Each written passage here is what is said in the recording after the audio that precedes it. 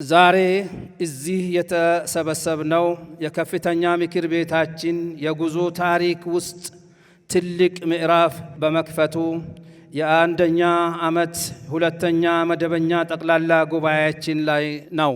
የተቋማችንን ያለፉት ዓመት ጉዞ በጋራ ለመገምገም የተመዘገቡ ስኬቶችን ለማጠናከር ያጋጠሙንን ተግዳሮቶችን በግልጽነት ለመመልከትና በቀጣይ የሚከተሉት የሥራ አቅጣጫ በጋራ ለማስቀመጥ ነው።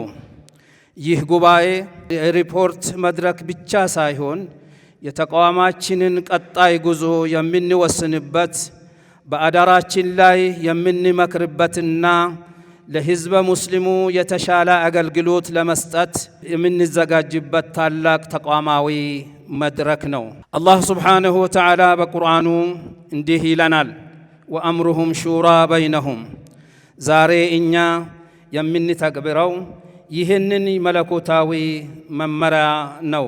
ክብራንና ክብራት፣ ያለፉት ዓመት ለአዲስ አበባ ምክር ቤት የተቋማት መሰረት የተጠናከረበት፣ አሰራራችን የተሻሻለበት፣ መላው የከተማችን ሕዝበ ሙስሊም በግልጽና ነጻነት ይመራኛል፣ ያገለግሉኛል ያላቸውን አመራሮችን መርጦ በሙሉ እምነትና አደራ ወደ ሥራ ያስገባበት ነበር። እንዲሁም ለቀጣይ የልማት ጉዞ አቅጣጫ የተቀመጠበት ወሳኝ ዓመት ነበር። ተቋም የሚጠናከረው በግለሰቦች የግል ብቃት ብቻ ሳይሆን በጠንካራ ሕግ፣ የግልጽ አሰራርና በተቋማዊ መመሪያዎች በመሆን የምክር ቤታችን ሕጋዊ መዋቅራዊና አሰራራዊ ማዕቀፍ የሚወስኑትን ታሪካዊው ሕገ መጅሊስ በማዘጋጀትና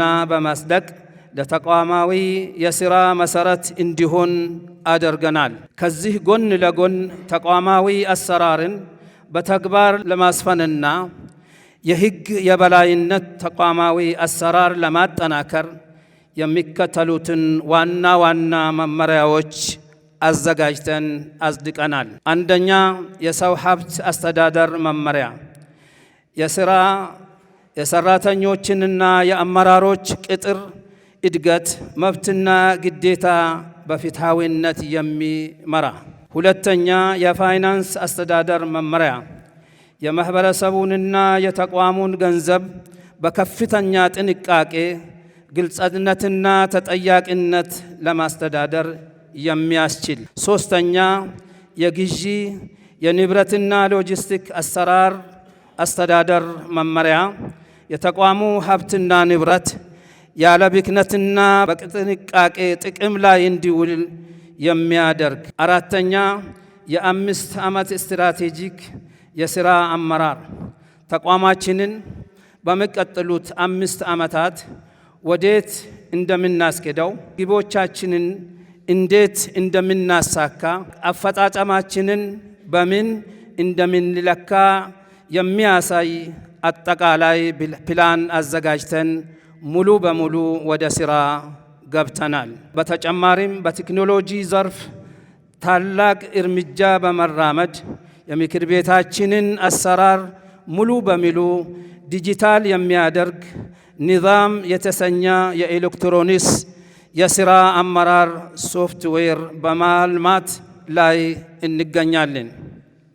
ይህ ሶፍትዌር የፋይናንስ አስተዳደርን፣ የግዢ ንብረትና ሎጂስቲክስ፣ የገቢ ተቋማት አስተዳደርን እና ሌሎችንም መመሪያዎች፣ የሥራ ሂደቶች በዲጂታል መንገድ በማቀናጀትና አሰራራችንን ቀልጣፋና ከብልሹ አሰራር የጸዳ ያደርገዋል። ክብራንና ክብራት፣ በማህበራዊ አገልግሎት ዘርፍ በምክር ቤቱ በክፍለ ከተማ፣ በወረዳዎች፣ በመስጂድ ኮሚቴዎች፣ በከፍተኛ ምክር ቤት ስር በተደራጁ ማኅበራት ትብብር የረመዳን መርሃ ግብሮች፣ የዒድ አልፍጥር፣ የዒድ አልአድሃ እና ኡድሕያ እንዲሁም ሌሎች በጎ አድራጎት ሥራዎች በስፋት ተከናውነዋል። በአጠቃላይ ከ200 ሚሊዮን ብር በላይ ሀብት በማሰብሰብ ለህብረተሰባችን ተጨባጭ ድጋፍ ማድረግ ችለናል። በሰው ኃይል ግንባታ በኩልም የከፍተኛ ምክር ቤታችን ስራ አስፈጻሚዎች፣ የክፍለ ከተማ አመራሮች ያካተቱ ሰፋፊና ጥልቀት ያላቸውን የአመራር ብቃት ስልጠና ተሰጥተዋል። በመስጂድ ልማትን በተመለከተ 24 መስጂዶች በግንባታ ላይ ሲገኙ የአህለል ኸይር ድጋፍ 9፣ በማህበረሰብ 16 መስጂዶች እየተገነቡ ይገኛሉ። ለመስጂዶች የፕላን ስምምነት፣ የግንባታ ፍቃድ፣ የሊዝ ውል፣ ዲጂታል ካርታና ሌሎች ህጋዊ አገልግሎቶችን ለመፈጸም ከ21 ሚሊዮን ብር በላይ ወጪ ተደርገዋል። የተከበራችሁ ጉባኤተኞች፣ የ2018 በጀት ዓመት ያገኘናቸውን ልምዶችና ያጋጠሙን ችግሮች ወደ ቀጣይ የሥራ ዕድሎች በመቀየር የ2019 የሥራ ዘመን 4 ዋና ዋና የትኩረት አቅጣጫዎች ላይ በቁርጠኝነት እንሰራለን። አንደኛ፣ ተቋማዊ አሰራርን እስከ ታችኛው መዋቅር ማድረስ። የጀመርነው ተቋማዊ ሪፎርም ህጎችና መመሪያዎች እስከ ወረዳ መስጂድና መድረሳ ድረስ በተግባር እናወርዳለን። ሁለተኛ፣ የተቋሙ የፋይናንስ አቅም ማሳደግና ዘላቂ ሀብት መፍጠር።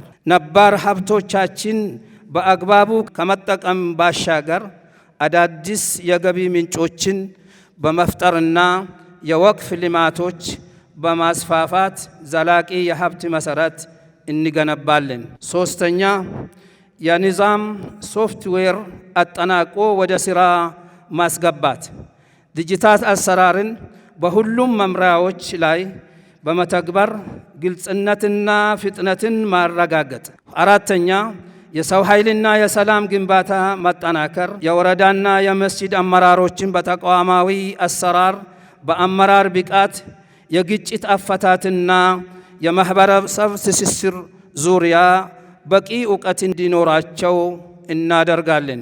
ክቡራንና ክቡራት፣ ኢትዮጵያ በአሁኑ ወቅት በሀገራዊ የምክክር ሂደት ውስጥ ትገኛለች።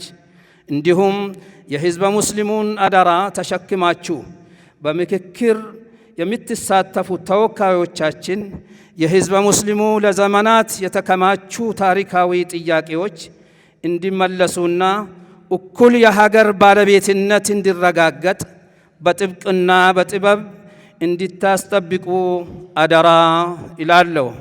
በሀገራችን ዘላቂ ሰላምን ለማስፈን በውይይትና በምክክር ለመፍታት እየተደረገ ላለው ጥረት በመንግስታችን የተወሰደው በጎ እርምጃ እናደንቃለን፣ እንደግፋለን። አላሁ ስብሓነሁ ወተዓላ በቁርአኑ ወቁል እዕመሉ ፈሰየረ ላሁ ዐመለኩም ወረሱሉሁ ወልሙእሚኑን ወሰቱረዱነ ኢላ ዓሊሚል ገይቢ ወሸሃዳ ፈዩነቢኡኩም ቢማ ኩንቱም ተዕመሉን እንዳለ ሁሉ እኛም ህዝባችንን የሰጠንን አደራ በመሸከም በቁርጠኝነት እንሰራለን። የተከበራችሁ የጉባኤ አባላት፣ ክቡራንና ክቡራት፣ ጥሪያችንን አክብራችሁ በዚህ ጠቅላላ ጉባኤ ላይ የተገኛችሁ ውድ እንግዶቻችን፣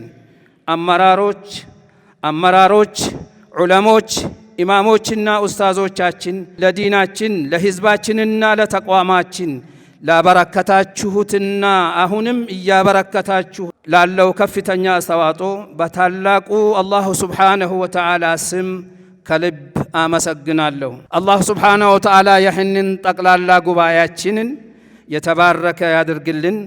የምንወስናቸው ውሳኔዎችን ለህዝበ ሙስሊሙ ለተቋማችንና ለሀገራችን የሚጠቅም አላህ ያርግልን።